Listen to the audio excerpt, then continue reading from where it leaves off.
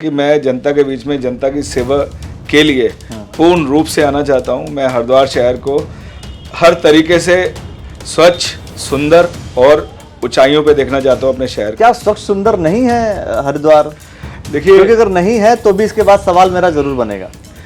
रूप में जो एक बड़ा कार्य होना चाहिए था, उससे कहीं ना कहीं हमारा शहर अछूता है। अनीता शर्मा जी हैं जी, जो कि मेयर हैं, उनके पति से मेरी बात हुई, अशोक शर्मा जी से। उन्होंने कहा कि अधिकारी काम नहीं करते क्योंकि कहीं ना कहीं वो भारतीय जनता पार्टी के जो विधायक हैं। तो आप फिर इस्तीफा क्यों नहीं देते मेयर पद से? आप ये बताइए। ये कहना एक बहुत गलत बात है। मेयर जो है विधायक के ऊपर दोषारोपण करेंगे और विधायक मेयर के ऊपर दोषारोपण करेंगे तो कुल मिलाकर के नुकसान तो जनता का ही हो रहा है। मनसा देवी घोटाले में, रोपवे घोटाले में तो सबसे आगे हैं आप, सबसे अग्रणी हैं।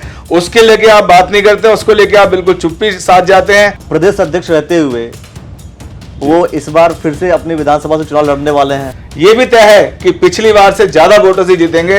वो मैं आज आपके सामने कह रहा हूं, मैं आपको दिखाऊंगा भी ये चीज।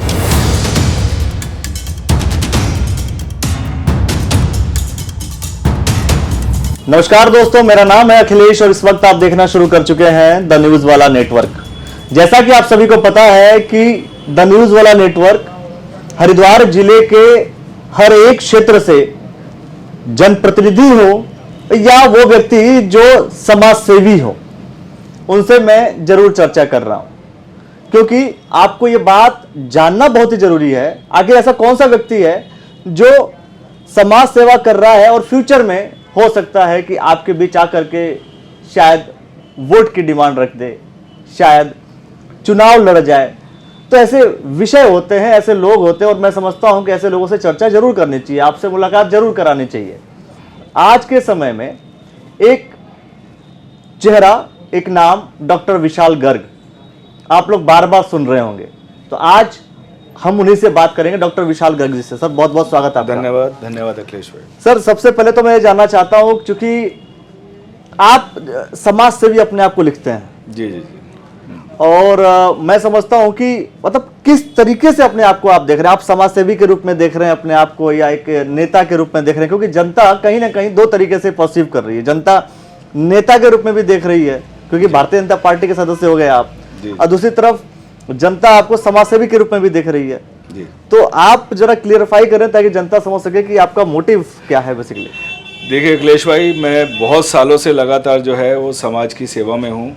और आप ये मानिए कि सन 2010 से मैं लगातार समाज के हर क्षेत्र में जहाँ भी मैं अपनी सेवा दे सकता हूँ, चाहे वो शिक्षा को लेके हो, चाहे चिकित्सा को लेके हो, मैं हर जगह समाज के अंदर पहुँचा हूँ। मेडिकल फील्ड से जुड़ा हुआ हूँ, तो बहुत सारे कैंप्स मैंने लगातार लोगों के बीच में लगाए हैं। वो चाहे दिल्ली के बड़े हॉस्पिटल्स को लेके हो, चाहे हरिद्वार के हॉस्पिटल्स को लेके हो, चाहे हरिद्वार शहर के कोई बड़े डॉक्टर्स हो जो अपनी सेवाओं से हम लोगों को लाभ दे सकते हैं। तो हर क्षेत्र में हमने जाने का प्रयास किया।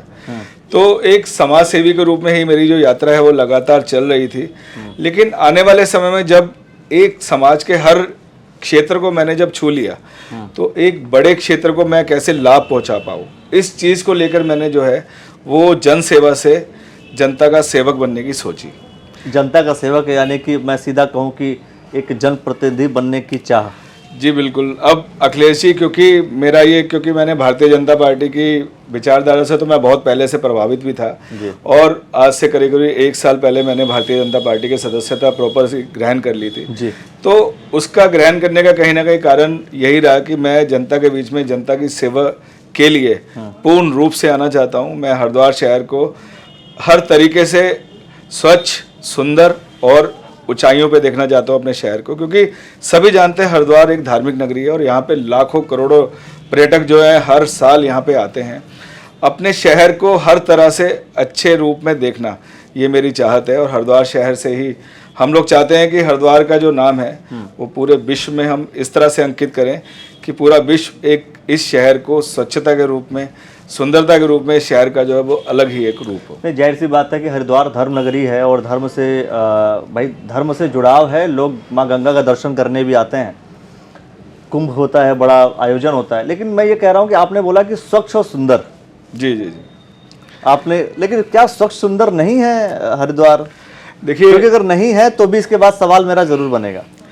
ऐसा है, देखिए हरिद्वार शहर के अंदर जो स्वच्छता की और जो मापदंड आप एक तरह से देखिए कि नगर निगम को ही लेते हैं जी, आज जगह जगह यहाँ पे कूड़ों के ढेर जो हैं वो कई जगह पे लगे रहते हैं। मैं निकलता हूँ तो देखता हूँ और बड़ा दुख भी होता है, क्योंकि जो प्रॉपरली यहाँ पे कार्य नगर निगम के अंदर होना चाहिए था वो कहीं ना कहीं उससे जो शहर है वो अछूता रह रहा है।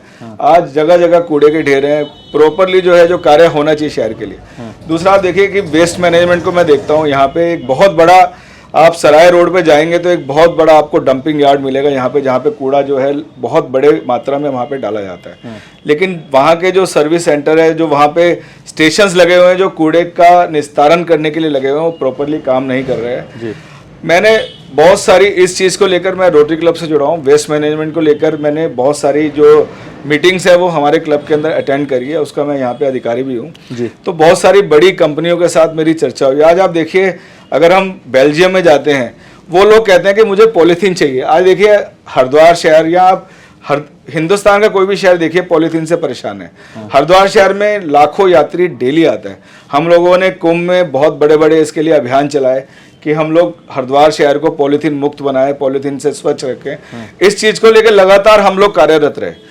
और पॉलीथीन लेकिन ऐसी चीज़ है, बहुत सारे तरीकों से ये चीज़ें, चाहे आप बोतल ले लीजिए। मैं ये कह रहा हूँ कि वेस्ट मैनेजमेंट का क्या ऐसा कोई ट्रीटमेंट प्लांट यहाँ पर देने की कोशिश है? उसके लिए बहुत बड़ी जरूरत है हरिद्वार शहर को। सराय रोड का जो पानी है वो कहीं ना कहीं आज जहरीला हो गया। आसपास के पूरे इलाके इस चीज़ को लेकर बहुत परेशान है। कई बार जनप्रतिनिधि भी इस चीज़ की चर्चा कर चुके हैं, लेकिन उस रूप में जो एक बड़ा कार्य होना चाहिए था उससे कहीं ना कहीं हमारा शहर अछूता है। बिल्कुल। तो मैं दो सवाल इसमें जरूर करूंगा कि एक तरफ हैं आपके विधायक भारतीय जनता पार्टी के मदन कौशिक जी, जी बिल्कुल, दूसरी तरफ अनीता शर्मा जी हैं जी, जो कि मेयर हैं। उनके पति से मेरी बात हुई अशोक शर्मा जी से, उन्होंने कहा कि अधिकारी काम नहीं करते क्योंकि कहीं ना कहीं वो भारतीय जनता पार्टी के जो विधायक हैं। तो आप फिर इस्तीफा क्यों नहीं देते मेरे पद से? आप ये बताइए। ये कहना एक बहुत गलत बात है। आप जब उस कुर्सी पे बैठ गए हैं तो आपको उस कुर्सी की गरिमा को बना के रखना है, ना कि आपको नालों में कूदना है। आपका काम है लोगों से काम कराना, ना कि खुद करना। देखिए आप मेयर की एक बड़ी कुर्सी पे बैठे हैं, आपको उस पद की गरिमा बनानी पड़ेगी। आप दूसरे के ऊपर दोषारोपण कर रहे हैं कि वो मुझे कार्य नहीं करने दे रहा। आपको जनता ने चुना है, आपको कार्य कैसे करना है। या तो आपको अपने अधिकारों का नहीं पता, आप अपने अधिकार क्षेत्र को नहीं जानते, जो आप अधिकारियों के सामने गिड़गिड़ा रहे हैं। आप शहर के प्रथम नागरिक हैं, आप आइए और उनको बुलाइए और उनसे कहिए कि काम कैसे होना है। आपके पास कोई रोड मैप नहीं है, आप सिर्फ दूसरे के ऊपर दोषारोपण करने का कार्य कर रहे हैं। तो ये सही बात नहीं है। लेकिन आपने ये भी कहा ना कि इस शहर को स्वच्छ और सुंदर रखना है, तो ये क्या नैतिक जिम्मेदारी सिर्फ नगर निगम की रहेगी या यहाँ के जो स्थानीय निगम का, और ये विधायक पिछले कई वर्षों से विधायक देखिए 20 सालों से मदन जी विधायक हैं। बिल्कुल। और देखिए कोई भी आदमी 4 बार विधायक तभी चुना जाएगा जब जनता के बीच में रहेगा, जनता के कार्य करेगा। मदन कौशिक जी बहुत सरल सुलभ है, आप कभी भी जाइए उनसे, कभी भी ऑफिस में मिल सकते हैं। उसके अलावा शहर के लिए बड़े बड़े कार्य यहाँ पे किए गए हैं। अभी हमारे प्रधानमंत्री जी आए थे, उन्होंने रिंग रोड की घोषणा, जो एक स्वप्न था यहाँ पे, एक सपना था। जब हम लोग बात करते थे, जब मदन जी बात करते थे कि रिंग रोड बनाने जा रहे हैं, तो कांग्रेस के लोग हंसा करते थे कि क्या मजाक वाली बात करते हो, हरिद्वार में रिंग रोड, ये पॉसिबल नहीं है। आप आज देखिए 1800 करोड़ की योजना है, 1800 करोड़ पे रिंग रोड के लिए और 500 करोड़ पे एक हॉस्पिटल के लिए। हमारा जो 100 बेडेड हमारा जो बनने जा रहा है हॉस्पिटल और मेडिकल कॉलेज, उसके लिए हमारे प्रधानमंत्री जी ने दिए शहर के लिए। और उसके अलावा भी शहर के अंदर देखिए भूमिगत लाइनें, हमारा जो शहर है बिजली के मामले को लेकर, भूमिगत लाइनों के मामले को लेकर मेरे हिसाब से कि पूरे भारत में चौथा या 5वां शहर है जिसके अंदर पूरी तरह से भूमिगत लाइनें बीत चुकी है। आप गैस लाइनों को देखिए, इतनी बड़ी बड़ी योजनाएं वो नगर विधायक के द्वारा लाई गई हैं शहर के लिए, और उनके द्वारा लगातार कार्य किया गया। शहर के अंदर कोई आदमी गलती अगर है तो अशोक शर्मा जी की गलती है। देखिए मैं अब मानना चाहूंगा वो बिल्कुल फेल हुए हैं निगम के कार्य को लेकर। देखिए निगम का कार्य है स्वच्छता को लेकर कार्य करना, निगम का कार्य है आप नालों को कैसे साफ करवाएं, आप निगम का कार्य है आप कूड़े को कैसे निस्तारण करवाएं। आप उसमें बिल्कुल फेल हो रहे हैं। आप देखते हैं जगह जगह कूड़े के ढेर लगे पड़े हैं। आप जगदीशपुर चले जाइए, वहां कूड़े के ढेर लगे पड़े हैं, लोग रो रहे हैं और लोग आज परेशान है कि हमने उनको जिता दिया। और सबसे बड़ी बात मैं कहना चाहूंगा कि हमारे जो अशोक शर्मा जी हैं, जैसे ही हमारी मेयर साहिबा जीती तो उन्होंने उस चीज को छोड़कर एक मेयर को जो कार्य करने चाहिए थे उनको देखिए, क्योंकि अशोक शर्मा जी पुराने आदमी हैं। जो हमारी मेयर साहिबा वो घरेलू महिला है, वो गृहिणी है, उनको इतनी नॉलेज नहीं है। उन्होंने बजाय उसके कि वो मेयर का कार्य ठीक से करे, मेयर की गरिमा को बना के रखे, उनकी नजर सीधे के सीधे विधायक की कुर्सी पे आ गई। वो जैसे ही वो मेयर जीती है, ये आप विधायक लड़ने की तैयारी कर रहे हैं। अरे आप पहले मेयर साहिबा को उनके कार्य क्षेत्र बताइए, मेयर साहिबा से बताइए कैसे अपने शहर को साफ और स्वच्छ रखना है। आप मेयर साहिबा को उनके गर्मा को बनाना बताइए। इसीलिए स्वच्छता सर्वेक्षण में आपके शहर का नाम देखिए, आप देखिए और नीचे ही नीचे अब हम और 40-50 पायदान नीचे गिर गए हैं। हमारे यहाँ इतने बड़े बड़े शहर है, इंदौर को देखिए। मैं ये जानता हूं, क्या ऐसा नहीं हो सकता कि भाई विधायक और मेयर मिलकर के शहर का विकास करें? अब एक तरफ मेयर जो है विधायक के ऊपर दोषारोपण करेंगे और विधायक मेयर के ऊपर दोषारोपण करेंगे, तो कुल मिलाकर के नुकसान तो जनता का ही हो रहा है। देखिए, इसमें कहीं ना कहीं फिर मैं ये कहूंगा कि हमारे जो नगर विधायक हैं वो बहुत बड़े दिल वाले हैं और हर आदमी उनके पास पहुंचता है, उनका कार्य करते हैं। लेकिन इसमें कहीं ना कहीं जो गलती है वो माननीय अशोक शर्मा जी की है, क्योंकि अगर वो चाहते तो उनसे बातचीत करके एक शहर को स्वच्छता के रास्ते पर, एक सुलभ रास्ते पे ले आ सकते थे। लेकिन उन्होंने दूसरा रास्ता चुना। उन्होंने मेयर बनते ही शहर विधायक को गालियां देनी शुरू कर दी, जगह जगह उनके ऊपर दोषारोपण किए। उन्होंने अपने बहुत सारे, मैंने उनके भाषण सुने, उनका टारगेट सिर्फ और सिर्फ नगर विधायक रहे। आप मेयर बने हैं, आप मेयर की कुर्सी की डेकोरम बनाइए, गरिमा बनाइए। आप शहर के अंदर कैसे कार्य होने हैं, आप एक रोड मैप दीजिए शहर के अंदर, क्योंकि आपका कोई रोड मैप नहीं था। आप तो कहते हैं ना कि बिल्ली के भागे छीका फूटा, और आप मेयर चुनकर आ गए और उसके बाद आप ये देख रहे हैं कि कब मैं हटूं, और आपके जो पति हैं अशोक शर्मा जी, वो ये देख रहे हैं कब मैं विधायक बनूं। आप जो कार्य आपको शहर के लिए करना चाहिए था, उसके अंदर आप बिल्कुल जीरो हो गए हैं। और जब कोई आदमी कार्य नहीं करेगा तो कुछ ना कुछ तो दोष दूसरे पे लगाना पड़ेगा। वो हमारे नगर विधायक पे दोष लग रहा है। जब भी मैं कहूं कि जब भी कोई व्यक्ति दोष कहीं लगाता है तो देखिए कहीं ना कहीं उसके अंदर बिल्कुल, क्योंकि आप में कमी है, आप दूसरे पे दोषारोपण करेंगे कि वो कार्य नहीं करने दे रहा। आपके अंदर इतना सामर्थ्य होना चाहिए। भारतीय जनता पार्टी जब कांग्रेस की बुराई करती है तो कांग्रेस, तो इसका मतलब बीजेपी की बहुत बड़ी गलतियां हैं या बीजेपी अपना दोष छुपा देखिए, ये राजनीति है और राजनीति एक धर्म है। मैं ये कहना चाहूंगा, ये पार्टी का धर्म है, देखिए वो सही है। आप भारतीय जनता पार्टी में, आप कांग्रेस में हैं, हम लोग भारतीय जनता पार्टी के सिपाही है, तो हम लोग, ये जाहिर सी बात है, जो हमारे सामने दूसरी पार्टी की, हमने उनकी बुराइयां ढूंढनी है, हमने उन पर दोषारोपण करना है, क्योंकि ये राजनीति एक धर्म है। लेकिन फिर भी शहर जो है वो सबसे पहले है। आप अगर मेयर हरिद्वार चुने गए हैं तो आप बजाय दोषारोपण के आप शहर को कैसे हम स्वच्छता के, आप मनसा देवी घोटाले में, रोपवे घोटाले में तो सबसे आगे हैं, आप सबसे अग्रणी हैं, उसके लेके आप बात नहीं करते, उसको लेके आप बिल्कुल चुप्पी साथ जाते हैं उषा ब्रेको को लेकर। लेकिन आप जब दूसरी बातें होती हैं तब आपने रात को बोर्ड की बैठक बुलाई, एक पार्षद का देहांत हुआ था, तभी हमारे जो अर्जुन चौहान जी है उनका देहांत हुआ, उसके बावजूद, जबकि बहुत सारे जो पार्षद हैं उस चीज के खिलाफ थे कि आप उस समय बैठक न कीजिए, रातों रात आपने बैठक बुलाकर उस विधायक को पारित करवाया। और उषा ब्रेको को जो आपने सुविधाएं दी, वो कहीं ना कहीं सभी जानते हैं कि उसके पीछे क्या आपका मकसद था। भ्रष्टाचार, खुला भ्रष्टाचार। अच्छा, एक बात बताइए, मुझे दो सवाल जानना है कि हरिद्वार विधानसभा में क्या लगता है आपको इस बार कि क्या होने वाला है? हरिद्वार विधानसभा में यहाँ पर बहुत से ऐसे लोग हैं जो कहीं ना कहीं, मुझे ऐसा अंदाजा लग रहा है या जनता इसको देख रही है कि कोई कुछ ऐसे भी लोग जो बगावत कर सकते हैं। देखिए, मेरा ये मानना है कि जो हमारे विधायक हैं उनका कद बहुत ऊंचा है और वो जनता से जुड़े हुए हैं। मैं जगह जगह यहाँ पे सभाओं में जा रहा हूँ। कल भी हम लोग कंखल में एक सभा करी थी, करीब 70-80 लोग थे। और आने वाले समय में लगातार अभी जो भाजपा की जन आशीर्वाद यात्रा और सम्मेलन चल रहा है, उसके अंदर आप देखिए हर बाड़ के अंदर और भारी भीड़, 300-350 लोग हर बाड़ के अंदर जुट रहे हैं। लगातार विधायक जी वहाँ पे, हमारे जो प्रदेश अध्यक्ष जी उनको संबोधित करते हैं। तो मेरा ये मानना है, क्योंकि वो देखिए विधायक के साथ साथ प्रदेश अध्यक्ष भी हैं, इस बार उनके ऊपर बड़ी जिम्मेदारी है। अब की बार 60 पार का नारा उन्होंने दिया है और आप देखेंगे आने वाले समय में हरिद्वार से लगातार मदन जी का 5वीं बार विधायक चुना जाना 101% तय है। मैं आज खुलेपन से चुना जाना 101% तय है। मैं एक और सवाल आपसे करता हूँ, चूंकि आपके बहुत सारे फोटोग्राफ्स और मैक्सिमम फोटोग्राफ्स मैं देखता हूं कि मदन कौशिक जी के साथ होते हैं। जी जी जी। तो करीबियां अच्छी होंगी आपकी।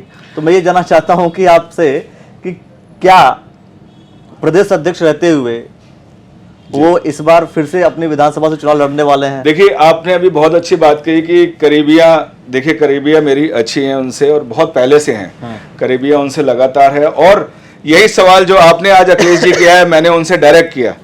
तो उन्होंने मुझे जवाब दिया कि आप ये बताइए विशाल जी कि कौन सा प्रदेश अध्यक्ष होते हुए चुनाव नहीं लड़ा, और पूरे भारतवर्ष का बता दीजिए। ये उन्हीं के शब्द है, मेरे शब्द नहीं है। तो ये तय है कि मदन कौशिक जी विधायक का चुनाव हरिद्वार से लड़ेंगे और जीतेंगे, और ये भी तय है कि पिछली बार से ज्यादा वोटों से जीतेंगे। वो मैं आज आपके सामने कह रहा हूं, मैं आपको दिखाऊंगा भी ये चीज। चलिए, अच्छी बात है कि आप दिखाएंगे, लेकिन एक अंत में एक सवाल पूछता हूं मैं, क्योंकि अब समाज सेवी से बहुत ज्यादा पॉलिटिकल सवाल मैं नहीं करूंगा, लेकिन बाद में जरूर एक बार आकर के आपसे पॉलिटिकल किस्से कहानियों पर भी चर्चा जरूर करूंगा खुले मन से, और चौराहे पर सड़कों पर भी सवाल आपसे होंगे। बिल्कुल। भारतीय जनता पार्टी ही क्यों? देखिए, भारतीय जनता पार्टी जो है एक विचारधारा है जी।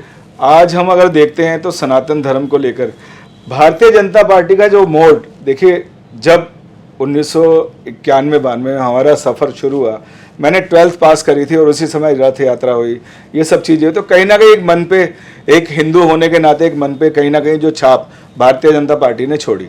और भारतीय जनता पार्टी का जो डीएनए है वो तब से लेकर आज तक बिल्कुल सेम है। उन्होंने कभी भी अपने आप को चेंज नहीं किया, वो लगातार इसी चीज को लेकर चले। भारतीय जनता पार्टी ने घोषणा करी थी कि हम राम मंदिर बनाएंगे, भारतीय जनता पार्टी ने घोषणा करी थी कि हम धारा 370 हटाएंगे। 2014 में हम लोग आए, 2014 में आने के बाद सबसे पहले मोदी जी का, एक देश का प्रधानमंत्री जब वहां पे भाषण देता है तो एक छोटी सी बात कहता है, स्वच्छता। कितनी बड़ी चीज है कि स्वच्छता को लेकर, शौचालयों को लेकर उनकी कितनी बड़ी सोच थी। आप ये देखिए, आज की डेट में अगर महिलाएं आप दूर दराज के क्षेत्रों में जाते हैं तो कितना बड़ा कार्य उन्होंने इस क्षेत्र में किया है। मैं लगातार उनके कार्य को देखता आ रहा हूं और मोदी जी के कार्य को भी देखता आ रहा हूं। भारतीय जनता पार्टी के विचारधारा को बहुत पुराने से मैं अडॉप्ट कर, मतलब दिल में मन में शुरू से ही भारतीय जनता पार्टी के साथ सिर्फ एक सामाजिक रूप से कार्य करता था। लेकिन आप देखेंगे मैं स्पर्श गंगा से जुड़ा हुआ हूँ, मैं गंगा जी की बहुत सारी संस्थाएं उनसे जुड़ा हूँ, सब भारतीय जनता पार्टी की विचारधारा वाले लोग थे। तो कहीं ना कहीं विचारधारा वही थी। पार्टी ज्वाइन करने का मैंने आपको बताया है कि मेरे मन में है कि अब मैं सामाजिक रूप से सेवा जनता की बहुत करी, लेकिन किसी पद पे बैठूंगा तो एक बड़े रूप में लोगों की सेवा कर पाऊंगा, अपने शहर की सेवा कर पाऊंगा, पद में जन जन तक पहुंच पद पर बैठेंगे तो विधायक बन जाइए आप। नहीं, देखिए विधायक तो हमारे माननीय मदन कौशिक जी रहेंगे। मैं हरिद्वार मेयर के लिए आपके सामने प्रस्तुत हूँ और मेरा यही मन है। बहुत सारे लोग मुझे कहते हैं कि आप विधायक ही लड़ेंगे, मैं उन्हें साफ मना करता हूँ। मैं मेयर हरिद्वार के लिए तैयारी कर रहा हूँ अखिलेश जी, और मैं आने वाले समय में मेयर हरिद्वार 101% लड़ूंगा। चलिए, मतलब दावेदार पहले से ही हो गए हैं तैयार। बिल्कुल बिल्कुल, इसमें कोई दो राय नहीं है। इसमें कोई दो राय नहीं है कि डॉक्टर विशाल गर्ग विधायक का तो नहीं पर मेयर का चुनाव लड़ने वाले हैं। अब ये देखना होगा कि 2022 के इलेक्शन तक की कहानी क्या होती है, और 2022 के बाद जब इलेक्शन होंगे मेयर के तो उस दौरान की कहानी क्या होती है। उस दौरान तक हम आपसे जुड़े रहेंगे, सवाल जवाब होता रहेगा, और आप जिन मुद्दों की बात कर रहे हैं उन मुद्दों को लेकर के भी हम चर्चा जरूर करते रहेंगे आपसे। बिल्कुल। आपने जो समय दिया सर, इसके लिए बहुत बहुत धन्यवाद। धन्यवाद अखिलेश। दोस्तों, इस वीडियो को देख करके आपके मन में जो भी थॉट चल रहा है उस थॉट को आप कृपया करके कमेंट सेक्शन के माध्यम से अपनी प्रतिक्रिया जरूर दीजिए, जिससे हमें ऐसा लगे कि आप क्या सोचते हैं, डॉक्टर विशाल गर्ग के विषय में आप क्या सोचते हैं। इन्होंने जो कहा कि स्वच्छता को लेकर के, सफाई को लेकर के इन्होंने जो बात कही है, डंपिंग यार्ड की बात कही है, इन्होंने कहा कि भाई किसी भी तरीके से अगर स्वच्छ हमारा शहर होगा, धर्मनगरी हमारी वो साफ सुथरी रहेगी तो हमारे शहर का नाम ऊंचा होगा। तो ये सारी बातें, इन बातों को लेकर के आप अपनी प्रतिक्रियाएं अवश्य दीजिए, और ऐसे ही तमाम वीडियो देखने के लिए द न्यूज़ ऑल नेटवर्क को फॉलो कर लीजिए, यूट्यूब चैनल को सब्सक्राइब कर लीजिए। आपका बहुत बहुत धन्यवाद दोस्तों, बहुत बहुत शुक्रिया।